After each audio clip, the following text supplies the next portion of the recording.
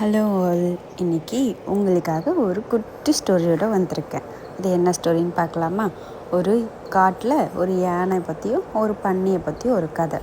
ஒரு யானை காட்டில் இருந்துக்குமா, காட்டில் பன்னி என்ன பண்ணிகிட்டு இருந்துச்சா, ஒரு குட்டை இருக்குள்ள டிச்சு, அதில் குளிச்சுக்கிட்டு இருந்துச்சா. அது ஒரு மாதிரி சேறு சகதியமாக இருந்துச்சா. குளிச்சுட்டு ரெண்டு பேரும் யானை அந்த ஆப்போசிட்டில் நடந்து வந்துட்டு இருந்துச்சா. இந்த சைடு பன்னி குளிச்சுட்டு இருந்ததை பார்த்துட்டு இருந்துச்சு. அதுக்கப்புறம் பார்த்தா ஒரு பாதை இருந்தது, ஒருவே பாதை, ஒரு வழி பாதை சொல்லுவாங்க இல்லையா, அந்த பாதையில் யானையும் வரணும், பன்னி இங்கேருந்து அங்கே போகணும், யானை அங்கேருந்து இங்கே வரணும். உடனே பன்னி என்ன பண்ணிச்சான், யானையை பார்த்தோன்னே யாருக்குங்க பயம் இருக்காது, அதனால பன்னி என்ன பண்ணிச்சான், பயந்துகிட்டே நின்றுட்டு இருந்துச்சான்.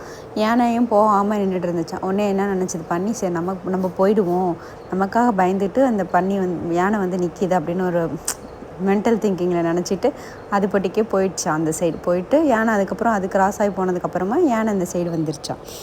அப்போது பன்னி எல்லாம் போய் பன்னி கூட்டத்தில் ஃப்ரெண்ட்ஸ்டெல்லாம் என்ன சொன்னிச்சான், பத்தியா என்னை பார்த்து யானையே பயந்துருச்சு அப்படின்னு சொல்லி திமிராக சொல்லிகிட்டு இருந்துச்சான். இந்த சைடு யானையோட ஃப்ரெண்ட்ஸ்லாம் பற்றி கேட்டாங்க, எதுக்கு அந்த பன்னிக்கு வழி விட்ட, அதை ஓங்கி உதச்சி தள்ளிட்டு நீ வர வேண்டியதானே அப்படின்னு சொல்லி யானையோட ஃப்ரெண்ட்ஸ் எல்லாம் கேட்டாங்க. அப்போ அந்த யானை என்ன சொன்னிச்சான் சிரிச்சுக்கிட்டே, பன்னி ஒரே அழுக்காக இருந்தது, அதோட மோதுனா என் மேலே பன்னி ரொம்ப அழுக்காக இருக்குது, என் மேலேயும் அழுக்காயிடும், அதனால் நான் அதை இது பண்ணாமல் நான் அது போனதுக்கப்புறம் நான் வந்தேன், இல்லைனா நானும் அதோடு சேர்ந்து அழுக்காயிருப்பேன் அப்படின்னு சொன்னிச்சான். அதே மாதிரி தாங்க லைஃப்பும்.